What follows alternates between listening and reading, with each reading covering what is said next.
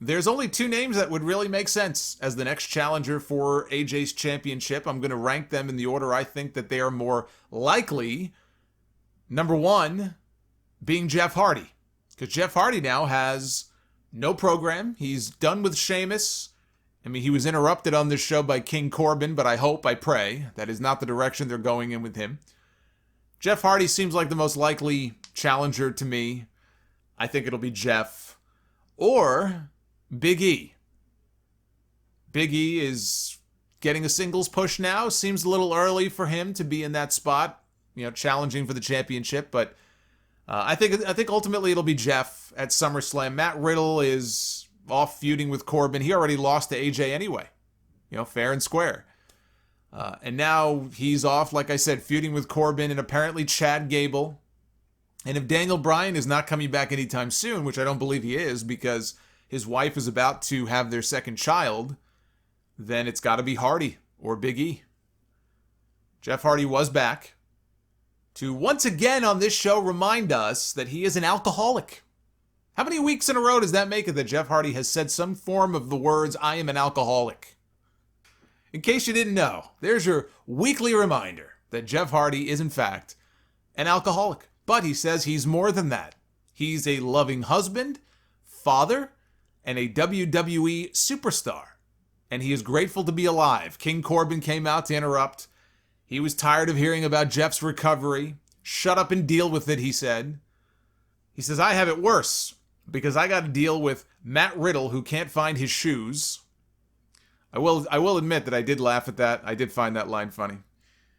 What I did not laugh at was the awful crowd sweetening during this segment, really throughout the show, but I thought it was at its worst. Just dirt worst. During this segment, it was distractingly fake. Like, if you could find a way to hide it and make it sound genuine where I almost don't even notice it, then hey, go for it. But this was distractingly phony. All of this fake noise they were piping in. I watched some of these MLB games, and it kind of works. It's a little weird when you don't see any people in the crowd, but you hear all this noise. But it kind of works. After a while, you kind of like, it becomes normal. It becomes natural to hear that kind of like natural sound. I watched a little bit of the NBA from the bubble because I was curious how it looked. And it works there too. In WWE, it doesn't work. Not that it can't work, but it doesn't work because they go overboard with it. And it sounds terrible. It was like drowning everything out. At least lower it, for God's sakes. We had Corbin against Drew Gulak, who we were told would not accept the king's ransom that Corbin has offered for anybody who wants to try to take out Matt Riddle for him. He would not accept it because Gulak helped train Riddle. Riddle's music hit in the middle of the match. He walked out. Corbin was distracted. Gulak tried for an inside cradle. Classic WWE finish, but Corbin kicked out. And he ended up winning with the end of days. So Riddle immediately attacks him when the match is over. And who should come out but Chad Gable, who had been in the back earlier on when his old rival, Corbin, approached about taking up that King's Ransom offer. He was actually complimenting Gable, talking about, you're an Olympian, man. And he was basically saying, that King's Ransom, it could be all yours. And it looks like Gable took him up on his offer. And he came up from behind Riddle. He pushed him forward into the ropes. And, Riddle bounced off. And Gable hit just a perfect, rolling, high-angle German suplex. Yes, indeed, the Chaos Theory. I love that move. It's even better when I see Gable hit it on somebody bigger than him, which I've seen him do it to Corbin. Ironically enough. It just looks fantastic. Such a great move. So he hit the Chaos Theory. He got some height too, man. He got Riddle up there and he folded him up. It was a thing of beauty. And Gable looked over at Corbin and he made the dollar bill hand gesture. And the two of them left together. So after all of that feuding and all the short jokes, you flash some money in Gable's face. And that's all it takes for the two of them to make amends. I guess Ted DiBiase was right after all. Everybody does have a price. And with Corbin buttering up to him earlier and calling him Chad, we got a Chad name drop. this would be a great opportunity. This is your semi-weekly PSA here on the podcast, that this would be a great opportunity to drop that fucking dumb Shorty G name, tie an anvil around its neck, bury it at the bottom of the sea where it belongs. His name is Chad Gable. He should be acknowledged as such on TV. And now we're going to get a Matt Riddle Chad Gable match? Sounds like a fantastic idea to me. The Big E singles push. It is underway. No Xavier Woods. No Kofi Kingston. I felt bad for Xavier Woods, actually. You know, Xavier Woods, who is now campaigning to be a TV show host on the G4 network, which I guess is being revived soon, and he's just desperate to be a host of some show on G4. But about a week or two ago, he was doing a video game stream. I think it might have been WWE 2K20 with Tyler Breeze. And I guess this has been going on for a while, and they had created their own stars and storylines, and this thing was really progressing week after week after week. And it had been building and building to this moment. And in the middle of the stream, I guess his gaming system died. Something happened. There was a technical issue. And if you want to watch a man's heart break in real time, if you want to watch a man who was on the verge of having a violent outburst and doing everything he can to contain it, live on stream, well, I mean, that would have been me on Wednesday night. But besides me, that man is Xavier Woods. If that video is still up, you can go back and watch it. And I felt bad because, you know, they had to end the stream. And as it turned out, not only was there a crash, but all of the data, all of the saved games and the wrestlers they created was all corrupted. It was all wiped out. They lost all of that saved game data. And I'm like, I don't game much anymore, but I know that feeling. I know that feeling just on a podcast level. It's like the worst. It's the thing I dread the most whenever I do a show every week, which is why I'm constantly trying to just, you know, save as often as I can. Can't really do that on a live stream, but I felt bad for the guy. Really, you could tell he was devastated. He was absolutely devastated. He posted a tweet. He was apologizing. I feel like I've let you down. Like, dude, it's just a fucking game. It's fine. But you know what? It's not just a game, because you put a lot of work into something. It doesn't matter what it is, and then it all just kind of goes to shit. You know, it's gonna break your heart. So hopefully he's over his heartbreak at this point. He already has a broken Achilles. He doesn't need a broken heart to go along with that. But no Xavier Woods, no Kofi Kingston. Big E is out there all by himself for a match against The Miz. Although he also had to contend with John Morrison at ringside. I thought this was okay. You know, Corey Graves talked about Big E at one point being exhausted, being gassed, because he's not used to being in singles matches, which is, all right, kind of a nice observation to make. But I think it's a little ridiculous that it took him that much effort, I guess, to beat a guy who has been treated like a comedy character ever since the Braun Strowman feud. It is a little ridiculous. I'm not going to lie. It is a little ridiculous. But here's the thing. If you look at The Miz's credentials, right? The man was WWE champion. He's been Intercontinental champion 8 times, right? That's probably the second most reigns behind Chris Jericho, I think, of anybody in the history of the company. United States champion, tag team champion. He headlined a WrestleMania. He's got a Hall of Fame resume. Like, his resume and his list of achievements does not really equate to the way that he is portrayed on television. It's like looking at Kofi Kingston now when he comes out on TV. You would never know the guy at one time was WWE champion.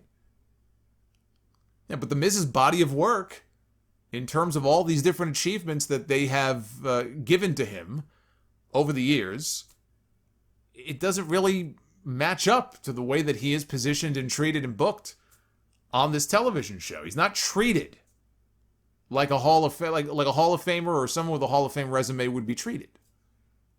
And I think that's why it may be tough for people to see, why would it take him so long to beat The Miz? But if you just look at the guy's accomplishments, it should have taken him that much effort. The Miz should be treated like more of a star for all of the accomplishments that he has. So the referee caught Morrison trying to interfere. He threw him out. Big E won with the stretch muffler submission. I love that. I love the fact that he is using the Brock Lock for his finish. And I love the fact that he's using a submission hold, which is something I wouldn't have expected. So I hope he keeps it, or at least keeps it as one of his moves. And especially when he locks it on smaller guys. And The Miz is not tiny, but like he had The Miz up there. If you know what the stretch muffler is, if not, look it up. But he had The Miz dangling in the air and he's screaming. It was a great visual. It's a great move. And I am optimistic about this Big E push. You know, the story with Kofi, the timing of it was perfect, right? Ali went down with an injury. Kofi got his spot. And the fans took to Kofi. And it got him a main event match and a championship at WrestleMania. And it was this great emotional moment. You know? And I look now, and by the way, just to think of how many people maybe could be the next Kofi or Daniel Bryan where the fans get behind them. And that's one of the biggest reasons why not having fans is such a bummer. Is because just think who perhaps would be able to kind of get their moment in the sun like that by having the fans rally behind them. Like we saw the fans rally behind Naomi on social media using a hashtag. Now, would that have happened, you know, with the live fans in the building if we still had crowds? Well, I don't know. Maybe not. But the longer this drags on for, just think, you know, we're not going to get another Daniel Bryan or Kofi Kingston type situation. Because you need people in the buildings to be vocal and to, you know, get behind you. That's one of the things I think that's really missing now during this era of wrestling. But I look at a guy like Big E and I think to myself, the sky's the limit, man. This guy, I mean, he checks all those boxes that you would look for in a pro wrestler. He looks the part. He can wrestle. You know, he can work. He's got a ton of charisma. He can talk. He can do comedy, but I think he can be more serious too. We kind of saw that early on when he was with Dolph and AJ. He didn't do a lot of talking back then, but it's time. You know what? I'm happy that he's getting this opportunity, and I hope it's not just an opportunity for a month until Kofi comes back. You know, nor do I think that there's any rush to have to break up the New Day. You can always split them up, you know, later on if you want, but I think him going off on his own and getting a singles opportunity is long overdue, and it's cool to see. And hopefully this is the start of something special, and maybe the start of him, you know, eventually, graduating to an Intercontinental Championship. I could see him being the Intercontinental Champion before this year is out. They had a storyline advancement here, a pretty significant one, involving Mandy Rose and Otis back on the show together for the first time in many weeks. They were making plans to go out to a restaurant, and Otis went off, and Mandy said, all right, I'll meet you back here in a few minutes. And as they each went their separate ways, you see Sonya Deville scheming in the background. So then we cut, it's a commercial, we come back. And there's Mandy putting on her makeup in the back, and in the mirror behind her, you can see Sonya Deville, and Mandy turns around, and Sonya just beats the shit out of her. Sonya beats the crap out of her, and she's rubbing lipstick all over her face. And, I mean, she's beating this woman down. And she's screaming. She's lost her mind. She's like Victoria. Remember Victoria? When Victoria was the crazy woman? Sonya Deville is slowly morphing into Victoria here on WWE television. Or Mickie James. Take your pick. So she's putting lipstick all over Mandy's face, and she grabs a pair of scissors off the table, and she cuts off chunks of what I'm sure were Mandy's hair extensions, which at the end of all this, she took the hair as like a trophy. Reminded me of the Nightmare Collective in AEW, which thankfully was very brief. But when Brandy Rhodes had Awesome Kong cutting people's hair off, so she took Mandy's hair as sort of a trophy. Officials came in to break them all up. Kayla Braxton was back there later on giving us an update on her condition. We saw Otis and Tucker. They were tending to Mandy, and overwalked Miz and Morrison, and they were cracking jokes at Mandy's expense, and Tucker ran them off. So I'm sure that's going to be a tag team match on TV this week. Probably this Friday, Miz and Morrison against Heavy Machinery.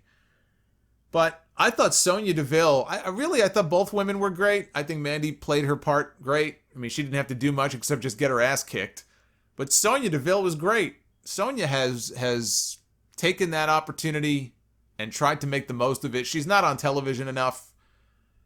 For all this, Naomi deserves better because she's never on TV, and then when she is, she loses. Well, what about Sonya Deville? How about that, huh? How about Sonya Deville? Sonya Deville, every time I've seen her on TV, even on the microphone, has knocked it out of the park. And she's not on TV every week. How about her? How about we start a hashtag for her too? Sonya deserves better. How about that? So I don't know if the hacker is back. I don't know if it was a case of, they bumped into the camera person and so they just kind of showed these weird static effects on TV. But during this segment, during this beatdown, there were a couple of instances where there were almost like glitches on the screen. It only happened the 2 times and never happened again on the rest of the show. There was never any mention made of it. I don't know if that means they're going to revive the hacker storyline and it's not going to be Mustafa Ali, or if it was just the fact that they bumped into the camera person. It could, I think it's too early to jump to conclusions and assume the hacker is back, but that could be something to keep an eye out for. So the question now is, are they going to do hair versus hair? That would seem to maybe be the direction they're going, and maybe for SummerSlam, hair versus hair, Sonya Deville against Mandy Rose. I don't really want to see either woman have their hair cut or their head shaved, but I guess that would be an attraction. It certainly would be an attraction to do. And Bayley, once again, defeated Nikki Cross to retain her SmackDown Women's Championship. What shocked me was how clean the finish was and how it just kind of came out of nowhere. That I was not expecting. Sasha Banks jumped up on the apron. Alexa Bliss yanked her off. Cross got a near fall off a backslide. Bayley immediately got up and face-planted Nikki for the win. After the match, Nikki was distraught. She was very upset that she had lost. Alexa was trying to console her. She shoved Alexa Bliss down on her rear end, and off went Nikki Cross.